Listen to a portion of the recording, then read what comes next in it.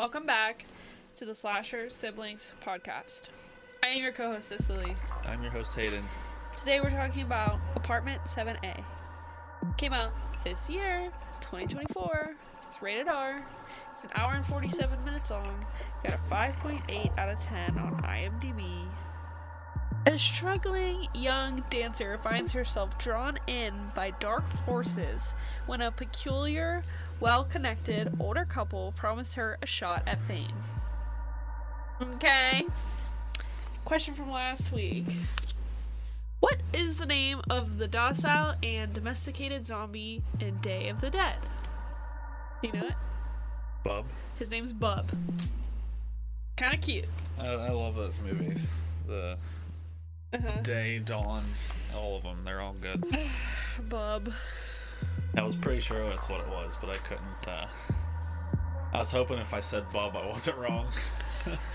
Anyway, You got it.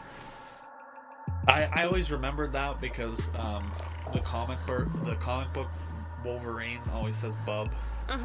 He kind of says it like, Deadpool and Wolverine, he says it a lot, but I guess he does say it a lot in like all of the X-Men movies and stuff. But Okay, that's the didn't know reason that. why I remember that. So this was definitely better than a 5.8. I like this. I actually like this movie a lot.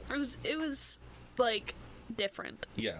in a good And way. that girl who played Terry or whatever, she's in Ozark, and she's Oh, okay. she's a really Cool. really good actress. So I'm not going to say anything other than we're just going to jump into it. So we are introduced to the dancer pretty much right away, Yeah. and it's cool to see that she's trying. You know, she clearly cares about dancing because she's, taking all the, I don't know, like the fact that she has like the tuning fork and and she's doing her exercises, like the toolbox thing that she was saying, and the mirror and stuff. So she's clearly Trying. trying hard to make it as a dancer. And she's in the middle of the dancing scene, I guess you could say, and she snaps her ankle. It's pretty That's shitty for a dancer. pretty rough scene to watch, because Yeah. they actually show her ankle just completely snap, which is wild.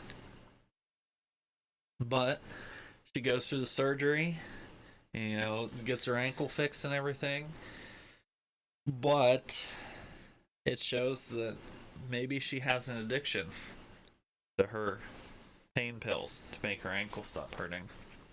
Which, Not good. Slippery slope. that's a slippery slope. Yeah, it's not good to see that in the beginning of like a horror movie either. Like someone has an addiction to something like pills. And it shows us the stakes pretty early, where Yeah. she's just trying to land a job / show, whatever. And she still wants to dance, but it's very clear that, it's not quite working out for Yeah. her, She's struggling a little bit. Yeah, exactly. Which sucks because, she seems like a nice enough girl. She's just trying. But it's obvious that the ankle is still a problem, because she's up dancing on the stage and doing this. She's trying to do the same move that she did when she snapped her ankle. And the guy keeps having her do it over and over and over and over again. It's still clearly a problem that's bothering her. Maybe she hasn't waited long enough before trying to dance again, but who knows. Yeah. And then she decides to try following Marchand, the dude who's putting the show on. And she follows him all the way back to where he lives. And she goes inside and tries to get into his apartment, saying to the front desk guy, the whatever you want to call him, saying that, he was expecting her. But she had taken more pills than she was supposed to, and she nearly passes out right in the street. And this older couple helps her. Which, you know, at this point in the movie, you don't think anything of them. Yeah. You know, they're just two nice older people. Helping her out. Helping her out. Right. So they put her in their guest room, let her sleep it off, and she comes out, and they are very friendly, and they offer her the apartment. Say, we own this other apartment. Why don't you take it? Yeah, random girl, you want it? It kind of synonymous to last week's movie, in a way, where why are we trusting strangers? Yeah, why are we trusting strangers? But I guess, you know, it was a nice apartment. It was free. It was what, the 1970s or something, or was it 70s? Do you remember what year it was? I think so, actually. It was the 70s. You didn't really... back then, they didn't really think anything of, like, that kind of stuff. Like, they left doors on their front doors unlocked. There was not a lot of stranger danger. Right. And, so, you know, she takes them up on the offer, and they seem nice enough. Yeah. So, Terry's putting her clothes in the, you know, dresser and whatnot, and, she ends up finding a shoe blocking the door from shutting. And I don't know what made her. So she shows it to what was her name? Do you remember? Joan or something. Cassavet. Miss Cassavet. Sure. Showed it to her, and she was like, "Oh yeah," she just up and left and then threw it in the garbage. I don't know what compelled her to pull it out of the garbage. You know, it was clearly an old shoe, forgotten about, and it was thrown away. I personally probably would have just left it in the garbage. Yeah, when something's in the garbage, I don't really, take it out. No, me either. That's me. So, it was later, Miss Cassavet was like, "Hey, do you want to go for drinks later?" And, it was actually at Marchand's house. She's having drinks at Marchand's, which is kind of what she even came here for. You know? Like, the only reason she was even in this area was because she followed Marchand home to talk to him about getting a part. So it kind of seemed like things were working out in a way. And, she starts talking about her parents, which is clearly not a good subject for her. She's visibly upset about it. And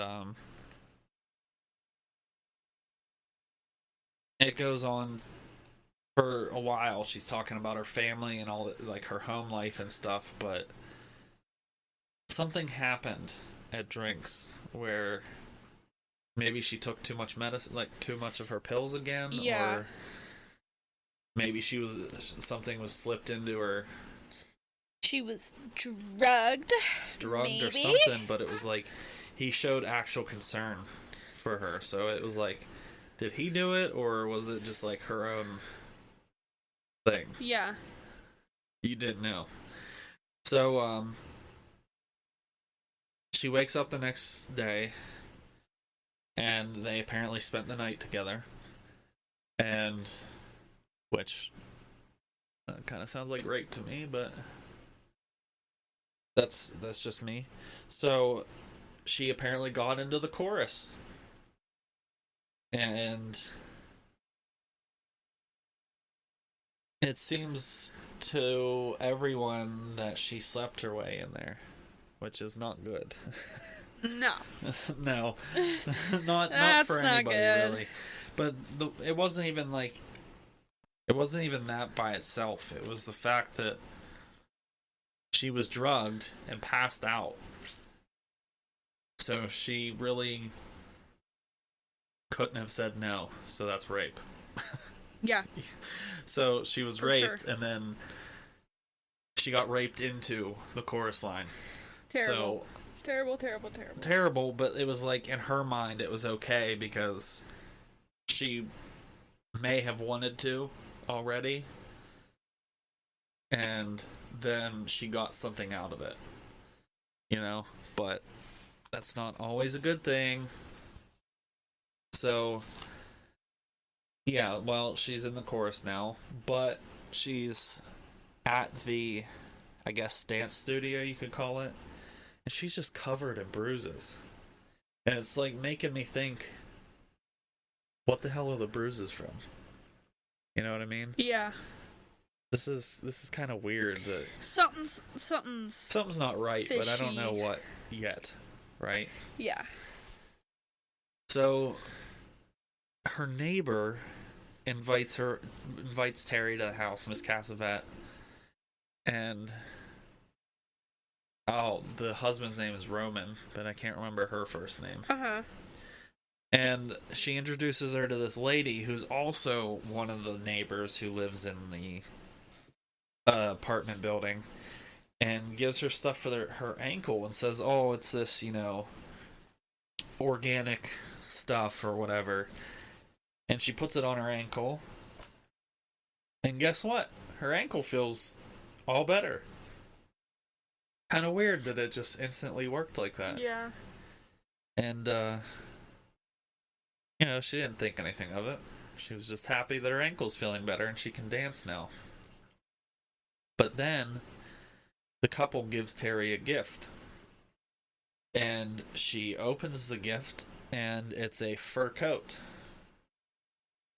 And they tell her to reach in the pocket, and pulls out this necklace, this rosemary necklace. And I was like, wait a minute. This seems familiar. And it was at this moment, I'm not gonna, for anybody who's listening that hasn't seen it yet, I'm not gonna say what I was thinking just yet. Okay. But she pulls out this necklace with rosemary in it. Like the plant.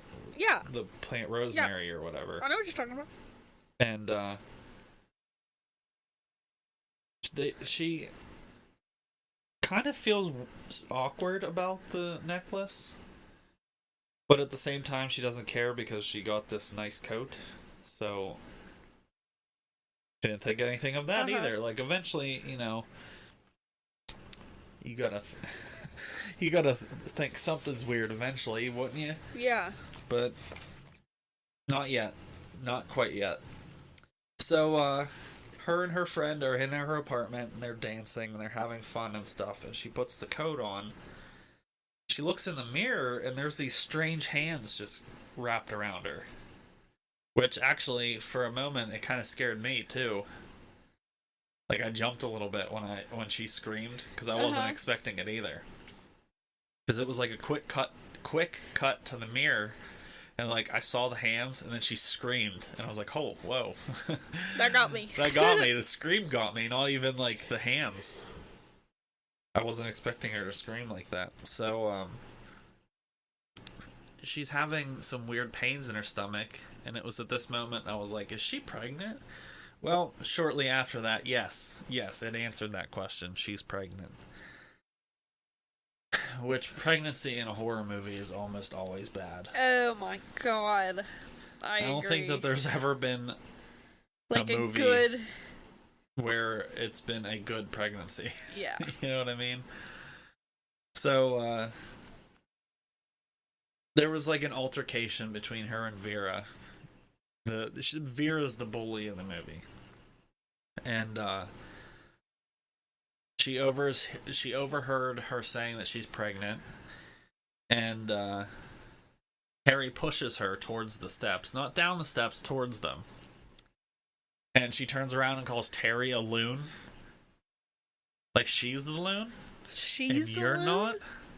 You're a bitch. What? Like you're a bitch. And she's down in the laundry room of her building. And she sees some strange things down there. The first thing that she sees is kind of fucked up, to say the least. Was that a she saw a baby in the dryer.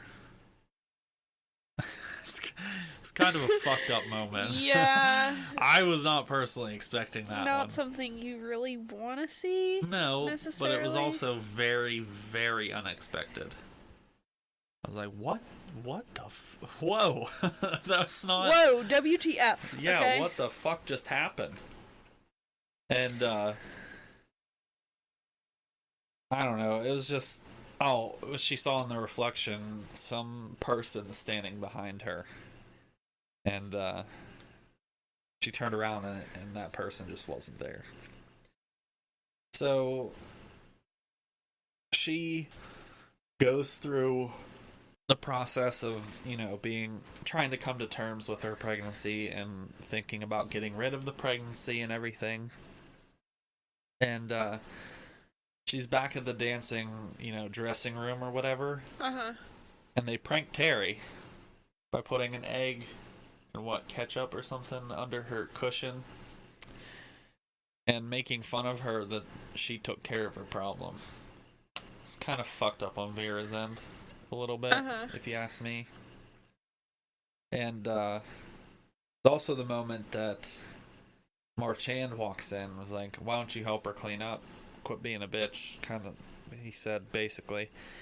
And then it is apparent that he knows about the pregnancy, which is kind of weird that he knows automatically that she's pregnant, and it also kind of foreshadows in a way, Yeah. a little bit what's about to turn around at the end of the movie here in a minute. But then the older couple, the Cassavetes or whatever, offer to keep the baby for her because she just can't take care of the baby. You know what I mean? And they say, we will take it. We want basically a grandchild, and then you can go about your life the normal way that you would have. So she's in her apartment, and Miss Gardenia attacks her. This sweet older lady from a different room starts to attack her in her own room, saying something about killing the baby. So that's kind of a little bit of a foreshadow in a way too. It's like, why is she trying to kill this random woman's baby, But then she has like a heart attack or something while trying to attack her, and she is now in a coma. Good. But is it? Her way of trying to get rid of the baby was a little extreme, obviously, but like the intentions were... We'll see when we get there. We'll see. So, Terry's looking through her closet, her little pantry. She finds this little door. It's odd. So she goes through the little door, and she sees this desk with a book on it, and she takes the book, starts looking through it. There's some weird stuff in this book. There's even the creature that she saw a reflection of down in the laundry room. So there's something about this book that seems kind of like important in a way. Yeah. So Vera actually has something happen to her while she's on stage in a weird, like, just seems like kind of a coincidence. You know what I mean? How she gets all twisted up and broken in half, basically. Yeah. It's kind of weird that it happens now. But what do you think? Do you think that was the baby doing that? It's kind of what you'd think, right? Yeah, right. It's bizarre. It's bizarre for sure.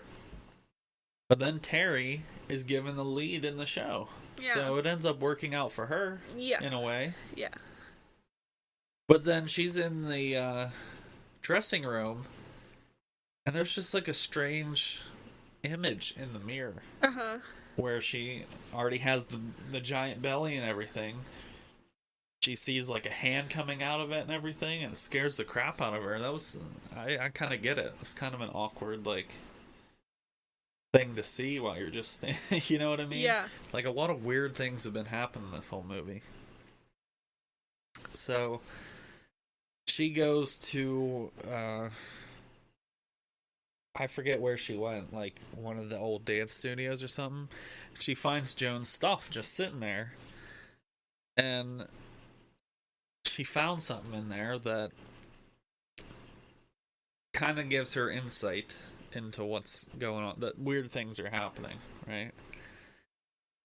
So she goes to a church and she takes the book, and the nun says you shouldn't have that book. There's a cult of Satanists, and that's their scripture. Like, you need to get rid of it. But then she's like, oh wait, are you pregnant? And she's like, that's not good, you know? Yeah. So this weird interaction with the nun ends up, you know, in a way opening her eyes a little bit to, you know, what's going on. And she confronts Alan, is like, what the hell's going on? I know that you're weirdos and Satanists and stuff. You need to, you know, leave me alone, kind of thing. This is where she kills him in what seems to be a sacrifice, in a way, right? Uh-huh. And this is where they take Terry back to the apartment building, and they tell her what's going on. That this is, you know, a cult, and you're giving birth to the devil's son, blah, blah, blah, and it's going to rule Earth and stuff like that. Well, Terry's showing off her dance moves, and she says, Hail Satan, like she's part of the group now, right? Well, not quite, because it was her last dance as she jumped out the window. And then it jumps a little bit forward where the Cassavetes are outside walking up to the body, and lo and behold, the connection of this movie and another movie, because who do they see standing out on the sidewalk in front of the body? Rosemary and Guy from Rosemary's Baby. Crazy, dude. And as I said earlier, the necklace from earlier that she found in the fur coat was the exact same necklace that Rosemary had that she said stunk in Rosemary's Baby. So this whole time we're watching this movie without quite knowing it, but like with hints and foreshadows the whole time, that this is actually a prequel to Rosemary's Baby. Which is insane. Which is nuts. I guessed it about halfway through. I was like, yeah, okay, that necklace looks like, exactly like Rosemary's from Rosemary's Baby. Rosemary's Baby is so good. Right. And it's one thing that, you know, we did see was the fact that, or didn't see in Rosemary's Baby, what we did see in this movie was the way that Terry died. Yeah. So in Rosemary's Baby, it doesn't explain how she died. Whether she was murdered or whether she actually jumped out the window. In Apartment 7A, we get that answer, that she threw herself out the window. Yeah. To kill the baby. The Antichrist. So it's kind of like a conclusive way of telling us, but it's also kind of a cool tie-in, because it would be actually cool to see. They could probably do a bunch of movies like this. Oh yeah, like a different victim each movie, just going further and further back. I agree. Or they could do a movie that shows like how the cult became a cult. There's so many little like possibilities. Different things you could do with this. Yeah. So it's kind of crazy that we got to see this one, because it's actually really cool. Yeah. To see this. So, what would you rate this movie? Probably like an 8. Me too. I was gonna say 8 as well. Probably like an 8. I say 8 because I feel like I liked it just as much as Rosemary's Baby. For me, Rosemary's Baby was better. Yeah. I think I gave Rosemary's Baby an 8.5. I don't remember. That was last February. Yeah, so I think that Rosemary's Baby was really good, but I still think it was better than this one. But I think this movie was pretty great. It was pretty good. So, with that, let's get into the fear facts. Let's get into it. So, Minnie offers Terry a vodka blush in the movie, and Roman actually makes one for Rosemary in Rosemary's Baby. So that's another kind of connection in a way. And obviously Roman and Miss Cassavet were the older couple in Rosemary's Baby too, but the whole movie, Terry is called the girl who fell in the whole movie, meaning she fell and snapped her ankle while dancing. But in reality, it was actually a foreshadow because she actually fell from the window. And we didn't pick that up. Oh, okay. Interesting. And then for the final fear fact, because there weren't too many for this movie just yet, was that in Rosemary's Baby, Terry is actually briefly shown. I forget. I think it was in the laundry room. Oh, really? And she was telling Rosemary to be careful or something, but Rosemary didn't really think anything of it. Yeah. I don't really quite remember that scene specifically, but Terry was briefly shown in the movie before jumping out the window. Interesting. I did not know that. Yeah, so it kind of makes you want to watch it again. Yeah. Now that you saw this one, right? It does. So, why don't you go ahead and read the question? What actor stars in the 1999 film Stir of Echoes, in which a man sees visions after being hypnotized? So I know the answer because this is Adam's favorite movie, I guess. Or favorite horror movie, I should say. Huh, yeah, that's right. Cool. So, if you know that answer, then put it on the Facebooks. If not, then better luck next time. Better luck next time. So, Cicely, go ahead and tell us the next movie. Our next movie is Don't Worry, Darling. I actually really enjoy this movie. 10 out of 10. I have seen this before. There's my rating. And I thought Harry Styles did a great job. Oh, Harry Styles, the man that you are. He did such a good job in this movie. But my draw to the movie, obviously Florence Pugh. Well, mine's Harry Styles. I absolutely love everything about Florence Pugh. She is such a fantastic actress. Yeah. Where my 1D bitches at? Where my 1D bitches at? Anyone? Not me. Where my One Direction? It's actually because of Florence Pugh that Midsommar is like in my top 3 favorite horror movies. This movie's just good. It's good in general. Bends your brain, I think. And like the like drama that surrounded the movie. Yeah. I thought that like this was gonna be kind of lame or something. It had a lot of like just what you said, drama. Yeah. And it was like there was like a rumor of Harry Styles and Olivia Wilde sleeping together, and like I think they dated for a while. I think they did, and then like I don't know, something about I think they were breaking up in the process. Something like that. They definitely broke up like Olivia Wilde was like a harsh director or something. Like there was like so much drama surrounding the movie that I thought it was never gonna come out, and then I thought it was like gonna be like mediocre. It was gonna be mediocre. She did such a good job.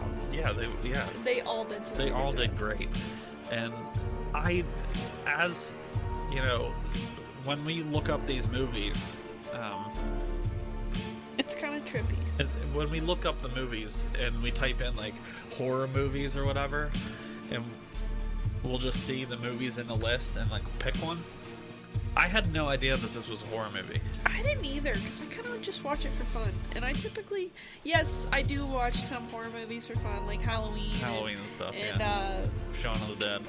Yeah, just shit like that. But this I want to watch when I'm like, okay, I need to think about something. Yeah. This is definitely not one that I was like, when you say horror movie, I didn't think of this. I think of it more of a psychological thriller. Yeah. Type deal. But it's good that it's a horror movie because I actually I'm excited really enjoy the movie. to talk about it. Yeah. I might actually take notes for this one because I have a lot of thoughts about this movie. There you go. And I don't take notes, gang. He does. I'm off the dome. I'm raw dogging all these episodes. So we will catch you next week with Don't Worry, Darling. Watch it. Come on, gang. Watch it. Very good movie. Very worth it. Catch you later.